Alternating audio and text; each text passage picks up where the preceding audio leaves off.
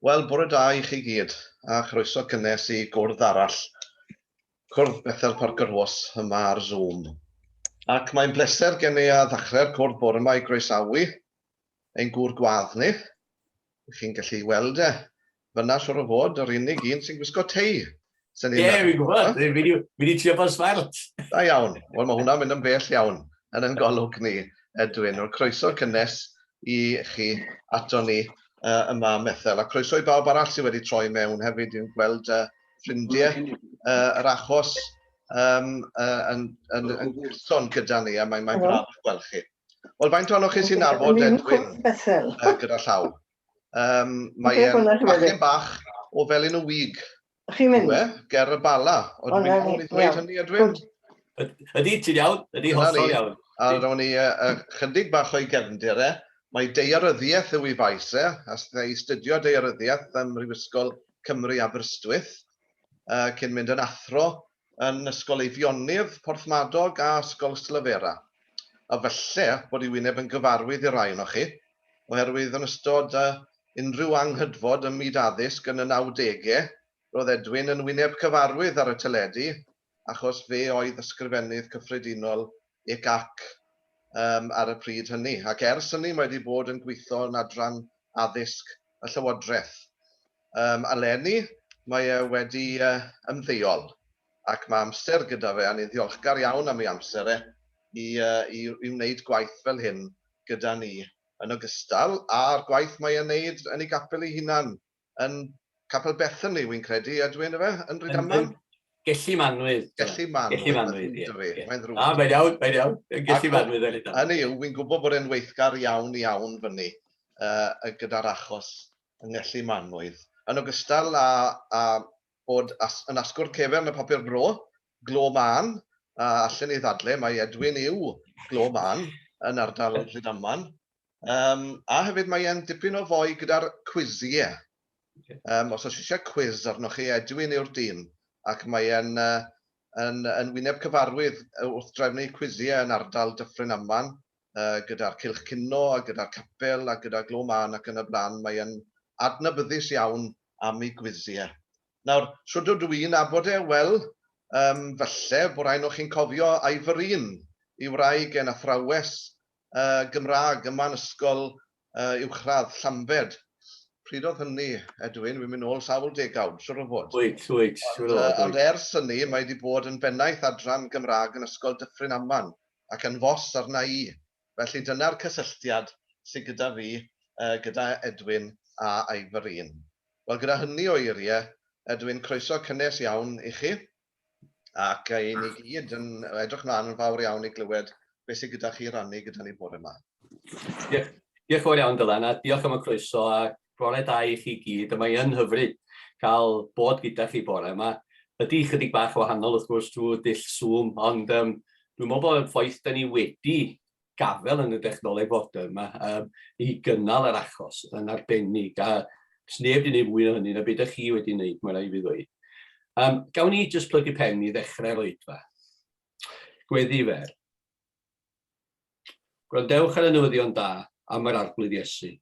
Credwch yn Iesu a throwch at yr arglwydd. Byddwch yn ffyddlon i'r arglwydd a'n holl galon. Byddwch yn bobl dda, yn llawn yr ysbryd glân ac o ffydd. Dewch a phobl at yr arglwydd. Byddwch yn falch o ddwyn yr enw Cristion. Mewn hyn oll gyda chymorth yr arglwydd. Amen. Dwi am ddarllen darn o'r Beibl y bore yma. I ddweud y gwir, y rhan sydd yn sôn am yr enw Cristion am y tro cyntaf yn y Beibl, sydd hanes yr eglwys yn Antiochia. A mae'n dod allan o Actau, pennod 11, adnod 19 I 30, a dwi'n defnyddio fersiwn Beibl.net. O ganlyniad Elerlid, dechreuodd yn dilyn beth ddigwyddodd I Steffan, roedd rhai credinwyr wedi dianc mor bell a Ffinicia, Cyprus ac Antiochia yn Syria. Roedden nhw'n rhannu'r neges, ond dim ond gyda'i ddewon. Ond dyna rhai aeth I Antiochia o Cyprus ac Elene, yn dechrau cyhoeddi'r newyddion da am yr arglwydd Iesu I bobl o genedloedd eraill. Roedd Duw gyda nhw, a dyma nifer fawr o bobl yn credu ac yn troi at yr arglwydd. Pan glwodd yr eglwys yn Jerusalem y peth, dyma nhw'n anfon Barnabas I Antiochia, i weld beth oedd yn digwydd.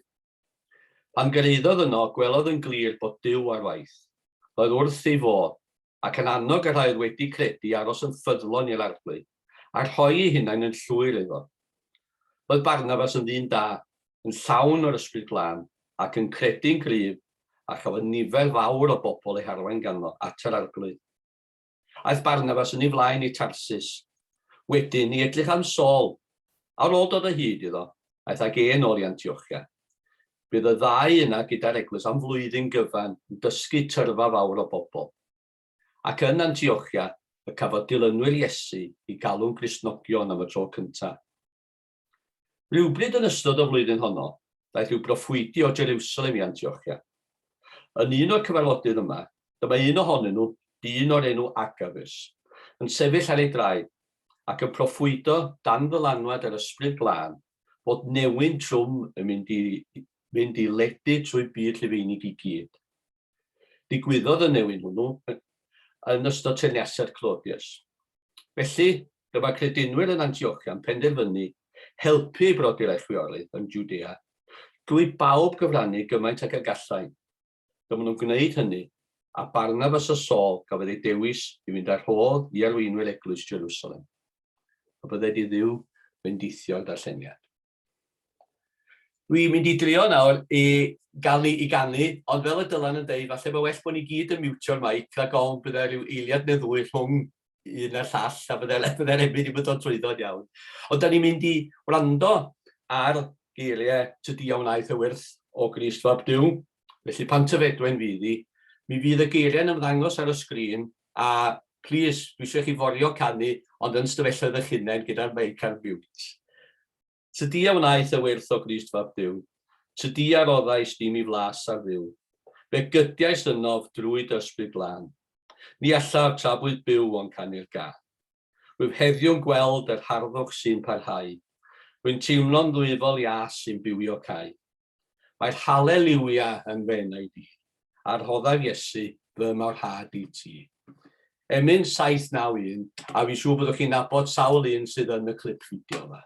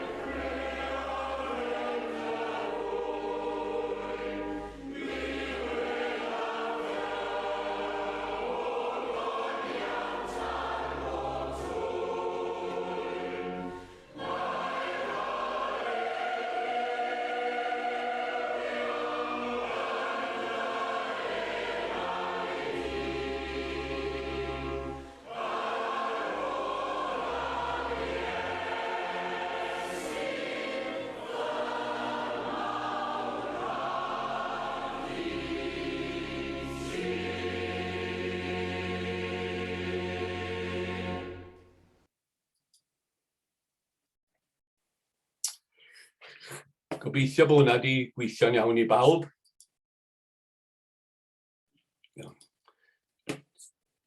Nawr te, yn ôl at hwn iawn, diolch. Dych chi dal yn ymweld I Dylan? Oce, gret. Dych a clywed yn iawn felly, gwrdd. Ac ewn ni just troi at i'r arglwydd Iesu mewn gweddi. Ein tad, wrth I ni ddiolch I ti am gariad anwyliaid, caredigrwydd cymdogion, a theyrngarwch ffrindiau. Gwna ni sylweddoli pa mor ddaw I arnom ni, ac mor fawr yn ein dyled I ti. Diolchaf am dy gariad ci, yn estyn hyd fo oes. Diolcham fwy am un a fi yn gweidi ar y groes. Yn dy digarau Iesu, agor ein llygaid, I weld anghenion bobl eraill, I rannu dy fendithion yn ysbryd y gariad. O dad nefol, nertha ni, I ymwadu ni'n hunain, I godi'n croes ac I ddilyn Iesu Grist. Diolchwn I ti yn tad am deglwys. Yr hon nes di adeiladu ar sail yr apostolion a'r proffwydi, a Iesu Grist ei hun yn ben congolaidd. Diolchon am y fraint o fod yn aelodaeth eglwys di, a chyfranogi o'i breintiau. O dad, arwain ni i'n ymwybod i'r fraint hon bod na gyfrifoldebau wrth gwrs, ac I ti'n galw ni oherwydd cydweithwyr Duw ydyn. Cymhwyso ni felly I waith deglwys di, a nerthyn ddyddiol I gyflawni dy wyllus sanctau. Gweddiwn dros dy eglwys heddiw ar draws Cymru gyfan ac ar draws y byd I gyd. Fel yn y dyddiau gynt, plana neges dair yn ddwfn yng nghalonnau ni, am bendithiad y weision, a hyder a cariad, I bregethu gair Iesu Grist. Da ni'n erfyn anant I greu syched yn ddilodau, am mwyn I dogaeth y gair, a gwir adnabyddiaeth yr arglwydd Iesu. Felly, da ni'n gweddio heddiw yma ar y cyfrifiadur ar Zoom, ond mewn ffordd ar dy eglwys di. Diolchwn am dy wneud grasol yn ni ar hyd y cenedlaethau, ac am mwyn I dogaeth yr ysbryd glân. Da ni'n gwybod bod ni'n diystyrlu llawer gwaith, a falle bod ni'n ymddiliad yn galluodd pitw ni'n hunain. Ond weithiau mynd yn llicoer yn hysbryd, llwfr yn tystiolaeth, wan ein ffydd. Ond Dduw, wyt ti, trwy'r ysbryd glân, yn bywhau ni, yn cynhesu'n hysbryd ni, ac yn caru ni gyd, ac yn dysgu ni I gael ein gilydd. Gwna hynny heddiw, fel bod ni'n Gristnogion cywilach ein ffydd, a bod otach yn hysbryd, I wasanaethu'r un ath prynu'n eglwys. Cliw ein gweddi, gwel yn dda I ateb yn ôl dy digarau'r adethinau. Da ni'n gofyn hyn I gyd yn enw gwaredwr a'n arglwydd, Iesu Grist. Amen. Wel, am ychydig dwi'n mynd I ychydig bach o fyfyrdod y bore yma ar y darlleniad mewn ffordd, sef yr eglwys yn Antiochia. A mae'n helpu ni ddeall falle bod pobl sy'n caru Iesu Grist I fod yn anhunanol, ac yn barod I helpu eraill sy'n mewn angen. Mae llawer o bobl yn deud bod nhw'n Gristnogion, ac dwi'n siŵr bod chi wedi clywed lein dweud mewn gwirionedd, falle bod nhw ddim yn golygu, dim byd iddyn nhw, ond maen nhw'n deud bod nhw'n Gristion.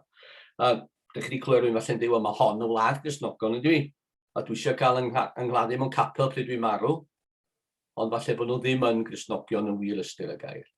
Rhy'n peth adeg census pryd mae rhywun yn llenwi'r ffurflen, mae yna rhai yn ticio blwch Cristion, ond dim wir yn meddwl beth yw ystyr yn ei pryd maen nhw'n neud. Beth yw bod yn Gristion? Mae'r term, fel o'n i'n deud, yn cael ei ddefnyddio am y tro cyntaf yn llyfr yr Actau, wrth i'r apostolion ymledu a mynd I Antiochia. Dychmygwch y sefyllfa yn Antioch. Degawd ar ôl marwolaeth yr Iesu, roedd hi'n ddinas fawr yn Syria, yn Twrci erbyn hyn.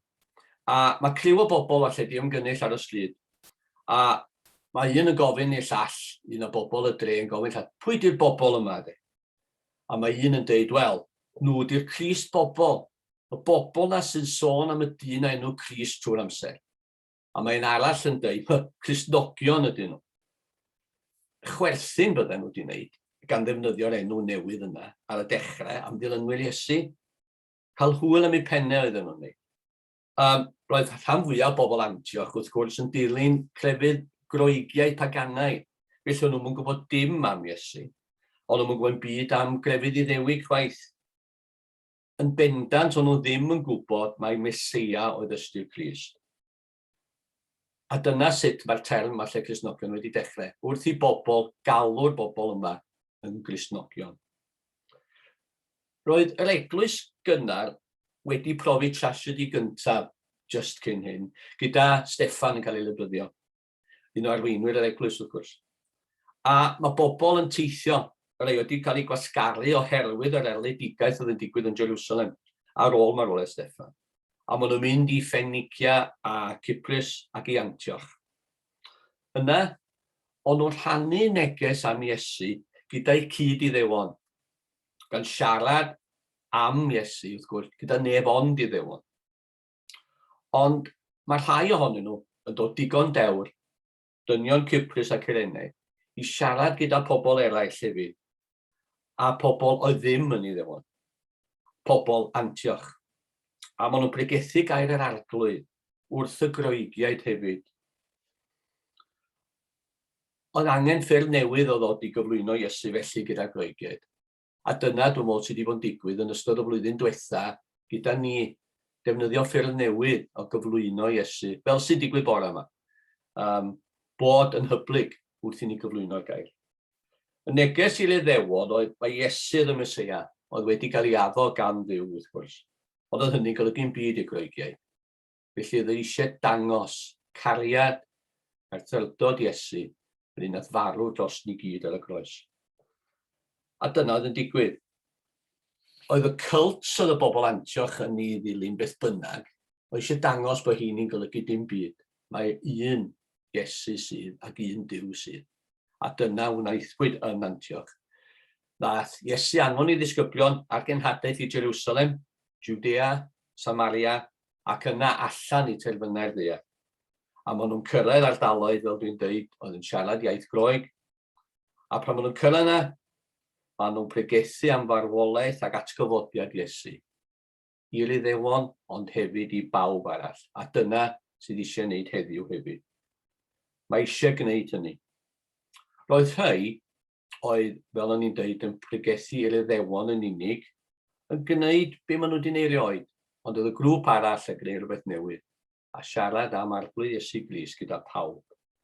Ac wrth gwrs, roedd y bobl Groegiaid wedyn yn dod yn gredinwyr yn Iesu Grist, a mae'r newyddion da yn mynd ymhellach o hyd ac o hyd, a maen nhw'n ffurfio eglwysi newydd. Oedden nhw yn ffurfio eglwys fawr yn Antioch. A wedyn oedd eisiau help arnyn nhw, wrth gwrs, a maen nhw'n gofyn pwy gallen nhw gael ei helpu, a'r ateb o Jerusalem oedd Barnabas. Mae Barnabas, bod e'n brysur yn gweithio yn Jerusalem, yn penderfynu bod e'n mynd i Antioch. A fwy na thebyg cerdded neu ar gefnasyn y beth felly byddai wedi gwneud. Ac wrth e'n gwneud hynny, roedd e hefyd yn pregethu gair Iesu Grist ar ei ffordd. Yr holl ffordd o Jerusalem i Antioch, yn sôn am mawredd Iesu Grist, ac oedd pobl yn barod i glywed. Oedd e'n dweud bod dilyn Iesu'n golygu gofalyn bobl eraill, bod yn garedig, bod yn gariadus, a caru'ch cydnyn. A mae yna fwy a fwy yn uno gyda'r eglwys. Wrth gwrs, roedd y gwaith yn ormod un dyn, a dyna pam mae Barnabas yn mynd i chwilio am Paul, neu Saul fel oedd adeg hynny, oedd yn enwi yn y Beibl, oedd mynd i chwilio am Paul, a mynd i Tarsus. Ac wrth gwrs mae Paul yn dod hefyd a'i helpu. A mae'r ddau yn dod yn ffrindiau mawr, yn aros yna am rhai blynyddoedd i siarad am mawredd Iesu Grist. Mae'r darlleniad hefyd bore yma'n sôn am newyddion drwg yn dod bod yna newyn yn mynd i ddigwydd, a bod cyniaf yn pallu, a bobl Jerusalem heb fwyd. Ymateb bobl Antioch yr eglwys oedd rhoi o'i hyddo nhw, helpu eraill, gwneud beth o'n nhw'n gallu wneud, helpu bobl tlawd a newynog yn Jerusalem. Cwestiwn i ni bore yma felly, ydyn ni'n barod i wneud hynny hefyd? Mae Barnabas o Paul yn cael ei dewis i fynd ar bwyd yn ôl i Jerusalem. Gallwch chi ddychmygu'r fath groeso gewddo nhw. wrth i weld bod nhw wedi helpu pobl Antioch, ond bod pobl Antioch hefyd yn yr un ffordd yn helpu nhw. A dyna rhywbeth mae eisiau ni feddwl am be gallen ni wneud. Sut gallen ni wneud hynny? Wrth ddod allan o'r pandemig yma, be gallen ni wneud? Ydyn ni'n barod i ymateb i fath her? Beth yw Cristion? Cristion ydy meddwl mae Crist yn meddwl trwyddo. Calon mae Crist yn byw trwyddo. Llais mae Crist yn siarad trwyddo. A llaw mae Crist yn helpu trwyddo. Bythefnos yn ôl yn Eglwys Gellimanwydd yn Rhydaman, oedd y Parch William Roberts gyda ni, a nath gyflwyno emyn oedd yn anghyfarwydd i fi ddigwydd. Emyn 615 i fi. A dwi'n meddwl os ydych chi'n gyfarwydd o hi chwaith, da ni'n mynd i gyd ganu hi i gloi'r oedfa. Gan Sion Aled, a mae'n sôn am Iesu fel y capten ar y llong. O llanwa hwyliau eglwys yn gadael yn y gwynt, sydd heddiw o Galfaria yn chwthu'n gynt a chynt.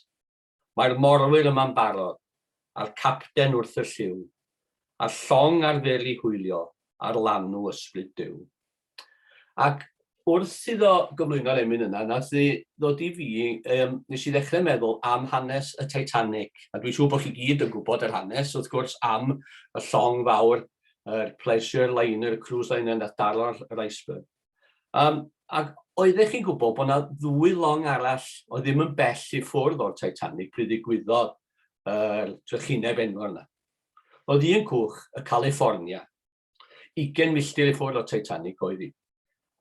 Ond o'n nhw wedi diffodd i'r radio am y nos, 10 munud cyn i'r Titanic wneud yr SOS. A nath y capten ddweud wrth y criw i gyd, ewch i gysgu, da ni'n mynd i gysgu am y nos.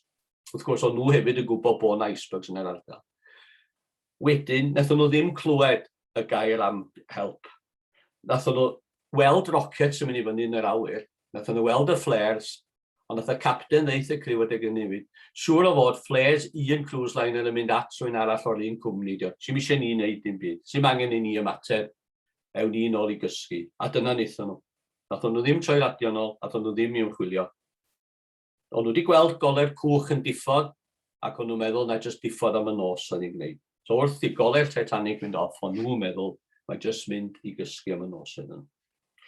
Oedden nhw mewn ffordd, nhw rhyw fath o fod cynnal a chadw, jyst gwneud beth o'n nhw wedi gwneud trwy'r amser. O'n nhw'n dychmygu byddai'r Titanic wrth gwrs yn suddo. Ac am weddill i hoes, oedd y capten gyda byw gyda hynna a'r criw, bod nhw ddim wedi mynd i gynorthwyo. Ond yna long arall hefyd, y Carpathia, oedd honno'n 58 milltir i ffwrdd. Ond oedd radio honno ymlaen. A pryd nath nhw glywed am y Titanic yn suddo, nath y capten ddweud wrth y criw i gyd i bweru yr engines mor gyflym ag allan nhw a mynd yn syth am y Titanic. Ac oedd heini hefyd yn mynd hibio mynyddoedd ia ag icebergs wrth wneud. Mae yna stori bod yr pressure gauge wedi mynd mor goch a mor uchel, bod yr chief engineer wedi rhoi tŵel drosto fe, fel bod neb yn gweld beth yn digwydd. Ond nathon nhw fynd, cyn gyntaf ag o'n nhw'n gallu, am 2 awr i gyrraedd y Titanic. A nathon nhw safio dros 700 o bobl. So gath 700 o bobl i achub gyda beth oedd y Carpathia wedi wneud. Oedd y Carpathia genhadaeth. Oedd y capten yn mynd i helpu eraill. Ac wrth i ni ddod allan o'r pandemig yma, beth bydde well ganddo ni fod? Y California neu'r Carpathia. Gwneud beth da ni wedi wneud erioed a cadw'n pennau lawr. Neu mynd ag genhadaeth a gweld be gallen ni wneud i helpu ein eglwys ni'n hunain a helpu eraill hefyd.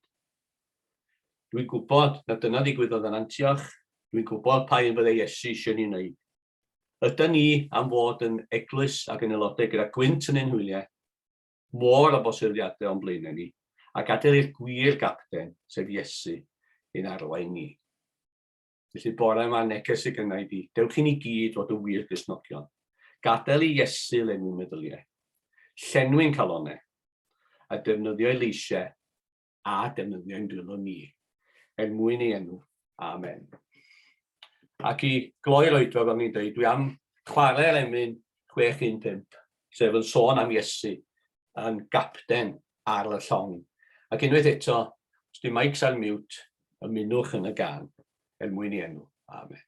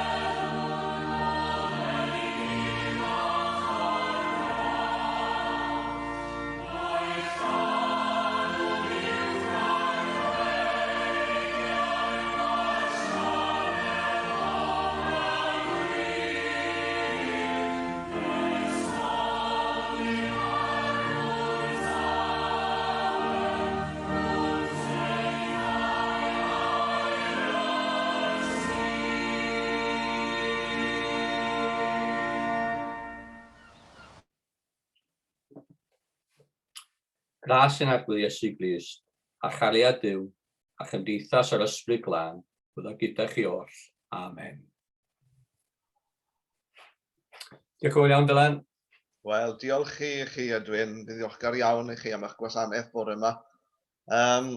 Ac fi'n siŵr bydde pawb yn cytuno ein bod ni wedi cael capten arbennig o dda wrth yr lliw yn ein gwasanaeth ni heddi. Ac yn ein atgoffa ni, wrth gwrs, am ein rôl ni fel Cristnogion, yna ddylem fod yn bydylem yn fod yn anhunanol, yn dyfewn. Ni'n dwbli'r negyddol fyna mewn gwirionedd fel Cristnogion yn anhunanol, yn dyfewn, ac atgoffa ni am ein rôl ni fel gwir Cristnogion. Diolch yn fawr iawn, Edwyn.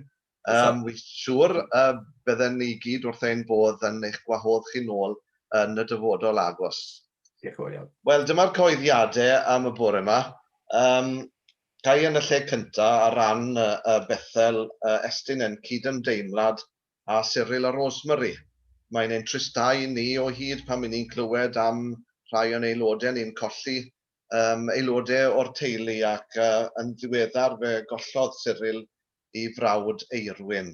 Wy'n siŵr bod Cyril a Rosemary a'r teulu yn ein gweddïau ni gyd yn ystod yr amser anodd yma.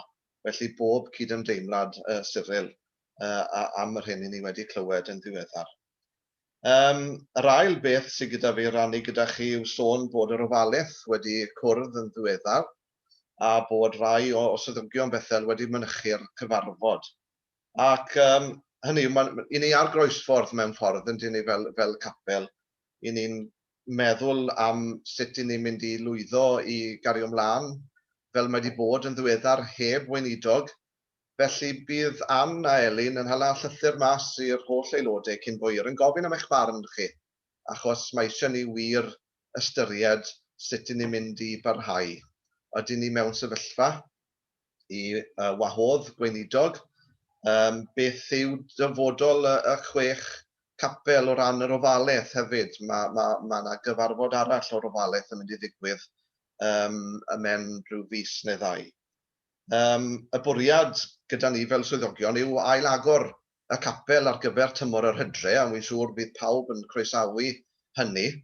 A wrth gwrs mae cwbl yn dibynnu ar sut fydd pethau gyda'r pandemig a'r cyfyngiadau. Ond y bwriad yw ail-agor ar gyfer mis Hydref. Wedi dweud hynny, i ni yn apelio ar aelodau, os ych chi yn gallu, cynnig eich hunain i drefnu cwrdd ar ein cyfer ni, neu cydweithio rhynto chi, byddai hynny'n hwyluso lot o bethau i ni, achos i ni'n gweld hi'n anodd i lenwi'r siliau fel mae pethau yn mynd. Mae'n edrych yn debyg y byddwn ni'n cymryd rhyw hoi bach dros mis Awst. Ond, yn cwrdd nesaf, ni fydd ar y 1 o Awst, mae yna gwrdd undebol. Ac Delyth Morgan Phillips fydd yn pregethu ar y 1 o Awst, felly newch nodyn o hynny yn eich dyddiaduron, os gwelwch yn dda. Cwrdd ar Zoom fydd unwaith eto rhwng capeli Cylch Llambed. 10 o'r gloch y bore ar y 1 o Awst. A wedyn pan fydd yna drefniadau yn ei lle ar gyfer unrhyw siliau eraill, tymor yr Hydref, siwr o fod, fe newn ni rannu hynny gyda chi. Os yna unrhyw goeddiadau eraill gan rywun cyn bod ni'n dod i ddiwedd y cyfarfod, mae rhyw 5 munud ar ôl gyda ni yn y cyfarfod Zoom.